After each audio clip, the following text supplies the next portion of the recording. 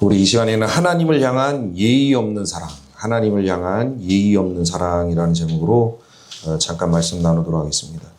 그 소통 전문가로 알려진 김창옥 씨가 제가 예전에도 한번 얘기했지만 집사부 일체에 나와서 이런 말을 한 적이 있어요. 사랑에는 다양한 종류의 사랑이 있다라는 거예요. 그런데 그 다양한 종류의 사랑 중에 폭력적인 사랑, 아주 예의가 없는 사랑이 있다라는 거예요. 폭력적인 사랑이 뭐냐? 예의 없는 사랑이에요. 예를 들어서 어떤 사람이 다른 그 상대방에게 나는 당신이 너무 좋아요. 나는 당신을 사랑합니다. 라고 말은 해요. 그런데 이 사람이 그 상대방을 대하는 태도를 보면 존중이 없어요. 예의도 하나도 없고 어떻게 저럴 수 있을까 싶을 정도로 존중도 없고 예의도 없어요. 그래서 그런 사랑으로 대하니까 이 사람은 말은 이렇게 사랑합니다. 나 당신 너무 좋아해 하고 귀로는 듣는데 이 사람이 나를 대하는 태도를 보면 그게 막 너무 부담스러워요. 너무 힘들고 너무 괴롭고 부담이 됩니다. 그런데 이 사람은 잘 몰라. 본인이 예의가 없는 건지 존중이 없는 건지도 몰라요. 그러니까 막 기분 내키는 대로 말하고 기분 내키는 대로 행동을 해요. 그게 바로 뭐예요? 예의가 없다. 어떻게 저렇게 예의가 없을 수 있을까? 존중하는 마음이 어떻게 저렇게 없을 수 있을까? 그게 바로 폭력적인 사랑이라는 거예요. 사랑 중에. 이것은 우리가 믿음의 여정을 걸어갈 때 하나님과 저와 우리 성도님들 사이에도 적용이 된다는 거예요. 창세기 1장에 보면 하나님이 흙으로 사람을 만드시죠. 그리고 그 사람을 보시고 하나님이 심히 좋았다라고 얘기하셔요. 너무 좋은 거예요. 모든 천지만물을 창조하시고 나서는 하나님이 좋았다, 좋았다, 좋았다 얘기하시는데 사람을 만드신 이후에는 심히 좋은 거예요. 아버지가 너무 좋은 거야. 그래서 하나님이 그 사람에게 모든 것을 하나님이 다 맡겨주시죠. 관리해라. 그런데 이러한 사람, 하나님의 형상으로 창조된 사람이 홍수 직전까지 어떠한 모습으로 살아가게 되냐면 창세기 6장 5절에 보니까 여호와께서 사람의 죄악이 세상에 가득함과 그의 마음으로 생각하는 모든 계획이 항상 악할 뿐임을 보시고 하나님이 보시기에 너무 좋았던 하나님의 창조물들이 살아가면서 마음으로 어떤 계획을 세우는데 그 계획이 다 뭐예요? 악해. 악할 수밖에 없죠. 제가 몇 번 말씀을 드리지만 성경에 만물보다 심히 부패한 것이 인간의 마음인지라 그래요. 우리 어렸을 때 보면 할아버지 할머니들이 제가 막 동전으로 왜 그랬는지 모르겠는데 동전을 입에 막 넣고 우리 이은경 집사님 말 듣자마자 얼굴 찡그리시네. 근데 돈이 더럽다는 생각을 한 번도 해본 적이 없어요. 그러니까 막 5개씩 집어넣고 입에 물고 있어. 근데 왜 그랬는지 모르겠는데 그냥 뭐 누가 옆에서 그러죠. 뭐죠? 저 변보다 더 더러운 게 돈이라고. 예전에 학교 다닐 때 누가 그랬던 것 같은데 야, 이 변보다 더 더러운 게 돈이요. 그랬더니 그 사람이 하는 얘기가 그럼 가서 변 물어봐. 왜? 돈은 입에다 넣어도 변은 입에다 못 넣잖아요. 근데 어쨌든 그런 말을 한 적이 있었는데 그 뭐 돈이든 변이든 그거보다 더 부패하고 더러운 게 뭐예요? 하나님이 인정하시는데 그게 인간의 마음이에요. 그러니까 저도 제 마음을 신뢰 안 해. 저는 다른 사람 신뢰 안 합니다. 사람을 믿네 어쩌네 하는데 아니에요. 끊임없이 의심해요. 제가 끊임없이 의심해요. 또 의심하고. 왜? 인간의 마음이 부패하기 때문에. 그런데 그 마음으로 계획을 세우니까 뭐예요? 악해요. 모든 계획이 악하고 하나님을 기쁘시게 할 만한 계획이 하나도 없어요. 하나도. 그래서 하나님이 이런 인간의 모습을 보시고 어떻게 합니까? 처음으로 사람 만드신 걸 후회하셨다라는 표현을 써요. 다른 성경에는 한탄하셨다. 후회하시고 사람 만든 걸 한탄하시죠. 이게 바로 뭐예요? 하나님을 향하여 예의가 없어. 하나님을 사랑한다고 이야기하지만 하나님을 향하여 존중하는 마음이 1도 없다라는 거예요. 오늘 본문의 말씀에 보면 다윗의 아들, 4번째 아들 아도니아가 똑같아요. 아도니아가 아버지 다윗을 향하여 그러한 자세를 취하고 있다라는 거예요. 6절에 보니까 그는 압살롬 다음에 태어난 자요 용모가 심히 준수한 자라. 그의 아버지가 내가 어찌하여 그리하였느냐고 하는 말로 한 번도 그를 섭섭하게 한 일이 없었더라. 세 번째 아들 압살롬도 마찬가지지만 네 번째 아들도 다윗이 평생을 살면서 뭐예요? 말로 이 아들을 섭섭하게 한 적이 한 번도 없다는. 이게 뭐냐? 꾸짖어 본 적이 없대요. 꾸짖어. 그러면 제가 이거를 주석을 찾아보니까 이거에 대한 해석이 많아. 뭐 다윗이 방임했다, 뭐 했다 막 이런 표현이 있는데 그냥 제 느낌에는 그래요. 좋은 거죠. 아들이 좋은 거예요. 꾸짖지 못할 정도로 아들이 좋은 거예요. 이쁘고 보기만 해도 이쁘니까. 그래서 저는 다윗의 마음이 그 정도로 아도니아를 아끼고 그냥 그랬다고 생각을 하는데 아도니아는 전혀 그렇지 않았다는 거예요. 아버지는 아들을 아끼고 사랑하지만 아도니아는 아버지와 전혀 상관없는 계획을 세우고 그 계획을 추진해 갔다는 거예요. 그게 뭐예요? 스스로 왕이 되고자 했다. 스스로. 그런데 다윗은 그런 마음이 없죠. 다윗은 이미 다른 아들을 왕으로 세워야겠다라는 계획이 있어요. 그런데 그런 아버지의 계획과 아무 상관없이 아도니아가 자기 스스로 자기를 높이고 내가 왕 한번 돼봐야겠다라고 드러냈다라는 거예요. 그런데 다윗은 마음이 없죠. 다윗은 이미 솔로몬을 정해놨어요. 계획 가운데. 왜냐하면 그것도 본인이 원하는 대로 한 게 아니라 하나님이 그래요. 하나님이. 사무엘하 7장 12절에 보니까 내 몸에서 내 씨를 내 뒤에 세워 그의 나라를 견고하게 하리라. 이게 다윗이 아직 솔로몬을 갖지 않았을 때입니다. 근데 다윗이 사무엘이 다윗에게 너의 몸에서 태어날 아이로 하여금 왕위를 계승하겠다. 이건 뭐예요? 다윗의 왕위가 계속 타고 내려간다는 거예요. 다른 왕이 들고 일어나서 다윗을 해치고 왕이 되는 게 아니라 다윗의 가문을 통해서 계속 왕이 태어나는데 하나님이 시간이 흐를수록 점점 더 구체적으로 알게 하시죠. 역대상 22장 10절에 그러니까 9절에서는 이미 솔로몬을 하나님이 언급하셨어요. 솔로몬이라 하라 하면서 그가 내 이름을 위하여 성전을 건축할지라 그는 내 아들이 되고 나는 그의 아버지가 되어 그 나라 왕위를 이스라엘 위에 굳게 세워 영원까지 이르게 하리라 하셨나니. 하나님이 구체적으로 말씀하시죠. 솔로몬이 너의 뒤를 이어 왕위가 되고 그가 성전까지 건축하고 이를 통해서 영원히 그의 나라가 세워지도록 내가 인도하겠다라고 얘기해요. 그러니까 하나님의 계획이 뭐예요? 솔로몬이 다윗을 이어서 왕이 되는 게 하나님의 계획이었고 다윗도 그 하나님의 계획에 순종하여 솔로몬을 왕으로 세우겠다고 뜻을 정한 바예요. 이미 정했어요. 흐트러지지 않는 뜻. 그런데 그럼에도 불구하고 아도니아는 뭐예요? 아도니아도 알아요. 우리 10절 말씀을 보면 본문의 10절 말씀에 보면 맨 밑에 뭐라고 나와 있냐면 아도니아가 솔로몬은 초청하지 아니하였다 그러죠. 이게 뭐예요? 알고 있었어. 아, 솔로몬이 아버지를 이어서 왕이 되는구나. 다 알고 있는 사실이에요. 그런데 그럼에도 불구하고 뭐예요? 그 하나님의 뜻도 무시하고 아버지의 뜻도 무시하고 자기가 자기 스스로를 높여서 내가 한번 왕이 돼봐야겠다라고 나타났다는 거예요. 자기를 내세우고 있죠. 그런데 더 이제 아이러니한 게 이게 술술술 또 진행이 됩니다. 그래서 이 아도니아의 계획에 동참하는 자가 나타나요. 7절에 보니까 아도니아가 수리아의 아들 요압은 누구예요? 군대 장관이에요. 최고 높은 장관이 뜻에 동참을 하고 있는 거예요. 아들 요압과 제사장 아비아달과 모이아니 그들이 따르고 도우나 아도니아가 왕이 되고자 할 때 그 뜻에 동참자가 나타났다. 그럼 막 힘을 받는 거죠. 그리고 아도니아가 그런 계획을 세웠을 때 축하하는 사람들도 생겨요. 9절 말씀해 보니까 아도니아가 에르노겔 근방 소엘레 바위 곁에서 양과 소와 살찐 송아지를 잡고 왕자 곧 자기의 모든 동생 솔로몬만 쏙 빼고 자기의 모든 동생과 왕의 신하된 유다 모든 사람을 다 청하였으나 이 사람이 솔로몬만 딱 제껴놓고 모든 동생이 아도니아를 축하해주기 위해서 왔다라는 거예요. 그리고 신하들도 그러고 유다의 모든 사람까지예요. 그러니까 그 아도니아의 생각에 동조하는 사람이 있고 그 아도니아의 생각에 축하해주는 인물이 있어요.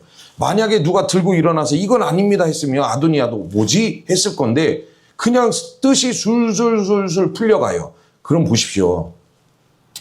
아도니아 입장에서 이렇게 술술술술 풀려가면 무슨 생각 들겠어요? 아하, 이게 맞다 그래. 아니 뭐가 이렇게 하나씩 막혀야 이게 아닌가 하겠는데 그냥 술술술술 풀려가니까 아 이거 맞네. 심지어 어디까지 갈 수 있어요? 이게 하나님의 뜻이구나. 그래, 하나님의 뜻이 이거지. 라고 그렇게 아도니아 입장에서는 생각할 수 있다라는 이 무서운 생각이죠. 그런데 뭐예요? 하나님의 뜻은 우리가 처음에 살펴봤지만 하나님의 뜻은 솔로몬이에요. 아버지 다윗의 뜻도 뭐예요? 솔로몬이에요. 아도니아가 아니라는 거예요. 그럼에도 불구하고 아도니아는 자기가 왕이 되려고 했는데 이게 바로 아버지를 향한 폭력. 아버지를 향한 배신이고 아버지의 마음에 상처를 주는 예의 없는 사랑에 불과하자. 아버지가 그렇게 아끼고 본인이 아버지를 존경하면 뭐합니까? 아버지를 향해 폭력이죠, 폭력. 아버지와 뜻과 상관없는 계획을 세우는 것 자체가 폭력이다.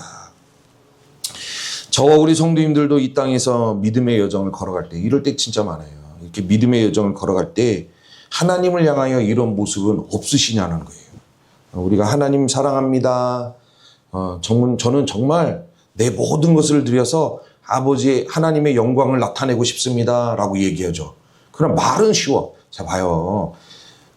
말은 제가 저번에도 얘기했지만 누워서 떡 먹기가 그 속담 있죠. 누워서 떡 먹기보다 쉽다는 얘기야. 누워서 떡 먹는 것보다 더 쉬운 게 뭐예요? 믿음의 고백. 믿음의 고백은 일도 아니에요. 하나님 사랑합니다. 나는 모든 것을 다해서 하나님의 영광을 위해 살고 있어. 근데 계획을 세울 때 보면 하나님의 뜻과 전혀 상관없는 계획을 세워요. 그리고 그걸 막 밀어붙여요.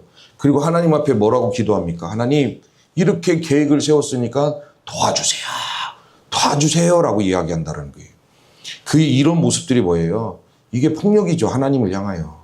하나님의 뜻도 모르고 하나님의 계획도 모르는데 내가 세워놓고 내가 세웠으니 하나님 도와주세요 하는 게 하나님을 향하여 예의도 없고 폭력을 행하고 있다는 거예요. 역사적으로 하나님을 향하여 폭력적인 사랑을 집단적으로 행했을 때가 있는데 그게 언제입니까? 십자군 전쟁이었다는 거예요. 그때 당시 종교 지도자들이 뭐를 이야기했냐면 빼앗긴 예루살렘을 다시 탈취하자, 빼앗아 오자 라고 이야기하면서 무슨 슬로건을 외쳤냐면 이게 하나님의 뜻이다 그래요. 전쟁을 해서 빼앗긴 예루살렘을 다시 찾아오는 게 하나님의 뜻이다. 하나님이 이걸 원하신다. 하나님이 이렇게 하기를 바라신다. 막 슬로건을 외쳤다라는 거예요. 그때 기사들과 영주들이 그 뜻에 다 동참을 해요. 맞다. 그게 하나님의 뜻이라면 전쟁을 해서라도 십자군 전쟁을 해서라도 뺏어와야지. 그렇게 했지만 그건 하나님의 뜻과 전혀 상관이 없었다라는 거예요. 오히려 자기들이 계획을 세우고 전쟁을 일으켰다가 엄청나게 많은 사람들을 학살을 하고 하나님의 마음에 상처 주는 일이 발생을 했죠. 지금도 잊혀지지 않는 게 십자군 전쟁 아닙니까? 하나님의 생각과 상관이 없는데 이게 하나님의 뜻이야라고 하면서 막 밀어붙이는 폭력. C.S. 루이스가 이 세상에는 두 종류의 사람만 있다고 그랬어요. 첫 번째 사람은 뭐냐? 아버지의 뜻이 이루어지기를 원하나이다 라고 입만 열면 고백하는 사람. 오늘도 아버지의 뜻이 이루어지기를 원합니다. 내일도 아버지의 뜻이 이루어지기를 원합니다 라고 고백하는 사람이 있는가 하면 또 한 사람은 누구예요? 자기가 실컷 계획 다 세워놓고 고집부려. 하나님 이거 들어주셔야 돼요. 그러니까 하나님이 계속 들리니까 뭐예요? 하나님 귀에 자꾸 들리니까 그래 네가 원하는 대로 해. 네가 원하는 대로 해. 그럼 그 말을 듣고 사는 사람. 이해되시죠? 두 종류의 사람밖에 없다라는 거예요. 아버지의 뜻대로 하옵소서라고 고백하는 사람과 그럼 네 뜻대로 해 라고 아버지로부터 그런 답을 듣는 사람. 이 세상에는 이 두 종류의 사람밖에 없다라고 C.S. 루이스가 이야기를 했는데 그럼 이 자리에 계신 저와 우리 성도님들은 이 땅에서 하나님이 우리 코에 생명을 주시고 하나님이 우리의 삶의 모든 것을 채워주시고 이 땅에 믿음의 여정을 걸어가게 하셨는데 저와 우리 성도님들은 하루하루를 아버지의 뜻대로 하옵소서라고 고백하고 있습니까? 아니면 하나님 이 계획 세웠으니까 빨리 들어줘요. 그래서 하나님이 그럼 알아서 해라는 그 하나님의 음성을 듣고 계십니까? 저와 우리 성도님들이 정말로 하나님을 사랑하고 하나님의 영광을 나타내기를 원하신다면 아버지의 뜻이 이루어지기를 바라는 마음으로 이 믿음의 여정을 걸어가는 저와 우리 성도님들이 될 수 있기를 소망합니다. 정말 내가 아버지를 사랑하고, 그러니까 우리는 완벽할 수 없죠. 제가 이렇게 설교하면서도 무슨 말인지 모르겠어요. 아버지의 영광을 위하여 정말 온전히 사는 것, 그게 합당한데 구체적으로 잘 모르겠어요. 그러면 한 가지 예만 살펴보면 느헤미야가 그랬다는 거예요. 느헤미야 2장에 보면 느헤미야가 예루살렘 성벽이 무너졌다는 소식이 들어요. 그러니까 술 맡은 관원장이니까 왕 옆에서 그 시음하는 사람 있죠. 술을 한번 먼저 보고 왕에게 드시게 하는 거, 독이 있는지 없는지. 그러면 느헤미야는 그 페르시아 왕의 가장 신임받는 사람이에요. 그걸 할 정도면. 그런데 느헤미야가 성벽이 무너졌다는 소식을 듣고 얼굴에 수심이 가득해요. 그러니까 왕 앞에 설 때마다 얼굴이 뭐예요? 그늘이 있어. 그런데 이때 당시 왕 앞에 선자들은 얼굴에 그늘이 있으면 안 돼요. 그거는 반역의 징조야. 지금 뭔가 봐봐요. 우리 성도님들이 저 뒷문을 열고 들어왔는데 저를 보고 환하게 웃으면 제가 무슨 생각을 하겠어요? 마음이 평안하시구나. 오늘 다행이다. 우리 성도님들이 마음이 평안하셔서 다행이다. 제가 그런 생각을 하죠. 근데 저 뒷문을 열고 왔는데 이렇게 하고 들어와. 근데 제가 봤는데 무슨 생각이 있어? 제가 무슨 생각이에요? 지금 나한테 뭔가 언짢은 일이 있으신가? 인간인지라 그렇게 생각을 하잖아요. 이때 당시 왕도 마찬가지였다는 거예요. 왕 앞에 섰을 때는 밝은 얼굴로 서야지 수심이 가득한 얼굴로 서면 둘 중에 하나예요. 왕에 대한 불만이거나 왕에 대한 반역을 꿈꾸고 있거나. 그래서 그냥 무조건 죽는 거예요. 얼굴에 수심이 있는 것만으로 죽는 거예요. 그런데 느헤미야가 성벽이 무너졌다는 소식을 듣고 너무 마음이 아프니까 자기도 모르게 얼굴에 수심이 있었던 거예요. 그러니까 왕이 그거를 알아차리고 이야기를 해요. 왜 얼굴이 수심이 있느냐. 내가 보니까 너의 육체에 질병이 있는 것 같진 않고 뭔가 마음에 불편함이 있는데 왜 그러느냐라고 물어봐요. 그때 느헤미야가 엄청나게 두려워합니다. 왜? 수심이 드러났다는 건 곧 죽음이에요. 그러니까 왕이 왜 얼굴에 수심이 있느냐라고 질문을 하니까 느헤미야가 두려워서 발발발발 떨어요. 그런데 페르시아 왕이 근데 그 상황에서 느헤미야가 이야기를 해요. 우리 고향 예루살렘의 성벽이 무너져서 내가 그것 때문에 불타고 무너진 거 보고 너무 마음에 근심이 있습니다. 그 소식을 듣고 근심이 있습니다라고 얘기하니까 이 페르시아 왕이 다행히 하나님의 은혜죠. 그러면 내가 무엇을 해주기를 원하느냐 그래요. 그래서 느헤미야가 그 왕의 이야기를 내가 무엇을 해주기를 원하느냐라는 그 얘기를 듣자마자 우리 대부분 이런 상황에서 딱 들리면 뭐예요? 그냥 자기 마음에 있는 거 막 줄줄줄줄 쏟아내기 바쁘죠. 그런데 우리가 정말 하나님 앞에 예의를 갖추는 인생이 뭐냐는 것을 느헤미야가 정확히 보여주는데 왕이 원하는 게 뭐냐라니까 그 찰나의 순간에 느헤미야가 기도를 해요. 느헤미야 2장 4절에 왕이 내게 이르시되 그러면 네가 무엇을 원하? 내가 어떻게 해줄랴? 라고 하시기로 내가 곧 하늘의 하나님께 묵도하고 여기서 왕 앞에서 통성기도 할 수가 없으니까 질문이 딱 들어오자마자 뭘 구해요? 하나님의 뜻을 구해요. 하나님 뭐라고 대답을 해야 되나요? 라고 하나님의 계획을 구하죠. 이게 바로 하나님 앞에 예의를 갖춘 삶이 아닌가. 하나님 앞에 예의를 갖춘 삶, 하나님을 존중하는 삶, 하나님의 뜻을 구하는 삶이 뭐냐. 내가 내 계획을 몽땅 세워놓고 저 이렇게 할라요. 저 이렇게 할 거예요. 막 통보하듯이 저 이렇게 할라요. 저 이렇게 할라요. 그게 아니라 하나님께 묻는 거죠. 정말 하나님 내가 어떻게 하기를 원하십니까? 찰나의 순간에 묻고 하나님의 뜻을 구해서 하나님의 인도함을 받는 게 이게 하나님 앞에 예의를 갖추고 하나님을 존중하는 삶의 여정이지 않는가. 그래서 이 자리에 계신 저와 우리 성도님들이 정말 사소한 일에도 그냥 간단하잖아요. 하나님 어떻게 했으면 좋겠습니까? 제가 요즘 새벽마다 눈 뜨면 하나님 어떻게 해야 됩니까? 하나님 어떻게 해야 됩니까? 그냥 잠도 못 자고 하나님 어떻게 해야 됩니까? 묻기 바빠. 어떻게 해야 됩니까? 어떻게 해야 됩니까? 우리가 아주 사소한 일이라도 하나님 앞에 묻고 하나님이 인도하시는 대로 하나님의 계획과 하나님의 뜻 가운데 잘 인도를 받아서 하나님의 영광을 나타내는 저와 우리 성도님들의 삶이 될 수 있기를 소망합니다. 그렇게 했을 때 최고의 강점이 뭐냐? 여러 가지가 있겠죠. 여러 가지가 있겠는데 이렇게 하나님께 묻고 하나님의 계획대로 인도함을 받았을 때 최고의 강점은 두려움이 없더라. 두려움이. 자, 오늘 보십시오. 그러나 우리가 하나님의 뜻을 묻지 아니하고 내 뜻대로 하나님의 뜻과 상관없이 인생이 흘러가게 되면 그 인생 가운데는 반드시 두려움이 찾아온다라는 거예요. 오늘 열왕기상 1장 50절 말씀에 보면 아도니아가 솔로몬을 두려워하여 일어나 가서 제단불을 잡으니, 아도니아가 스스로 왕이 되고자 해서 사람들 초청해가지고 막 술도 먹고 고기도 먹고 지금 헐판지게 먹었어요. 그런데 어디선가 사람들이 막 피리를 불고 즐거워하는 소리가 와 하고 들린 거예요. 그 소리가 얼마나 컸냐면 땅이 흔들렸다 그래요. 땅이 흔들렸다. 그러니까 아도니아가 물어요, 신하에게. 이게 도대체 무슨 얘기냐? 무슨 일이 있길래 이 환호가 뭔 소리냐라고 하니까 신하가 하는 얘기가 지금 다윗 왕이 솔로몬을 데려다가 기름 부어 왕을 세웠습니다. 그래요. 본인이 지금 왕이 되려고 하는데, 근데 잘 보시면 이 아도니아는 사람 불러서 내가 왕 한번 해보려고 해서 막 즐기는 건 있어도 기름 부음이 없어요. 기름 부음을 받지 않았어요. 근데 다윗이 솔로몬을 데려다가 기름을 부어버려요.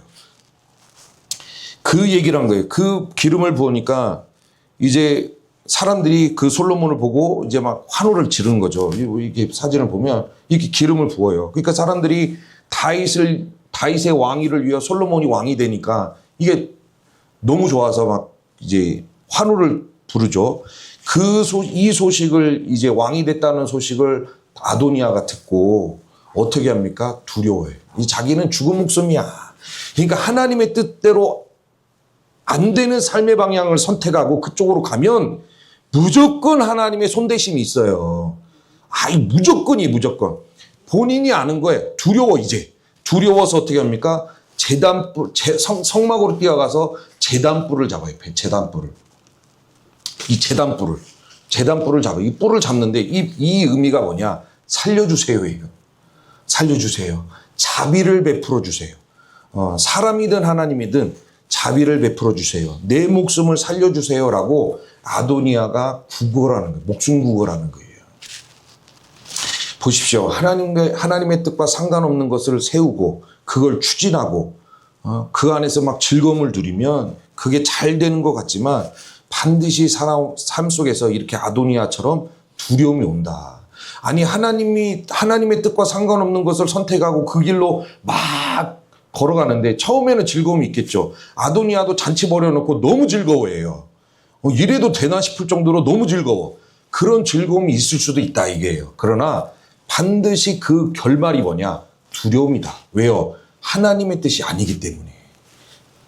그래서 하나님의 뜻대로 살아야 평강이 있어요. 다니엘 보십시오. 왕에 누구든지 기도하는 자가 있으면 죽는다라고 앞으로 30일 동안 나 외에 누구에게도 기도하지 마라, 구하지 마라 했죠. 근데 다니엘이 어떻게 해요? 그냥 하나님의 뜻대로 하루에 3번씩 아침, 점심, 저녁으로 창문 열어놓고 하나님을 향하여 기도했다라는 거예요. 죽든 말든 사자굴에 던져지든 말든 봐. 그 상황에서 다니엘이 자기의 뜻을 세우면 뭐예요? 그래. 죽는다고 하니까 30일 동안은 내가 잠깐 쉬어야지. 안 그러면 죽을 수도 있으니까 기도 잠깐 멈추고 한 달 뒤에 기도하면 되지. 이게 인간의 계획이고 인간의 생각이죠. 그러나 다니엘은 그렇게 하지 않았다라는 거예요. 사자굴에 던져진다 할지라도 그냥 가서 기도하죠. 하나님의 뜻에 순종하고 하나님을 사랑하는 마음으로 기도했다라는 거예요. 그렇게 했을 때 다니엘이 사자굴에 던져지게 되지만 거기에 두려움이 있어요? 전혀 없어요. 여러분 다니엘서 그 부분 한번 읽어보십시오. 다니엘이 두려워하더라는 단어가 한 구절도 없어요. 오히려 뭐예요? 사자굴에 들어가서 사자를 쓰담쓰담해요. 우리 가끔씩 유튜브에 보면 사자들을 어렸을 때부터 이렇게 키운 사람들이 가면 막 사자들이 와서 껴안고 그러잖아요. 다니엘도 집어넣는데 사자굴에 들어가서 쓰담쓰담하고 있어요. 평강이다, 평강. 내 뜻을 포기하고 하나님의 뜻대로 선택하니까 사자굴에서도 평강을 누리는 은혜가 있다라는 거예요. 그래서 내 뜻을 고집하면 의리의리한 왕궁에 있어도 근심이 떠나지 않지만 내 뜻을 포기하고 하나님의 뜻에 순종하면 사자굴에 던져져도 거기가 할렐루야 천국인 줄 믿으시기를 바랍니다. 이게 최고의 강점이다. 뭐 다른 유익한 점이 여기 여러 가지가 있겠지만 그냥 어려움 속에서도 평강이더라. 그러므로 이 자리에 계신 저와 우리 성도님들은 하루하루 믿음의 여정을 걸어갈 때 정말 입술로 하나님 신뢰합니다. 하나님 사랑합니다. 하나님의 영광을 위하여 내가 부족하지만 최선을 다해서 살아볼게요 라고 고백하시는 우리 성도님들이라면 하나님 없는 계획을 세우지 마시고 그것을 또 세워놓고 이루어달라고 떼쓰지 마시고 정말 순간순간마다 하나님의 뜻을 물으시고 하나님의 계획이 무엇인지를 물으셔서 이 땅에 믿음의 여정을 걸어갈 때 하나님의 뜻대로 하나님의 계획대로 잘 살아가시는 저와 우리 성도님들이 될 수 있기를 소망합니다. 그래서 두려움이 아니라 아유 어떻게 해야 되나 두려움이 아니라 하나님이 주시는 아주 평강으로 가정도 직장도 사업장도 하나님이 부어주시는 막 그냥 장대비처럼 때려 부어주시는 그 평강이 위로가 우리 성도님들의 가정 가운데 사업장 가운데 직장 가운데 풍성할 수 있기를 주의 이름으로 축복합니다.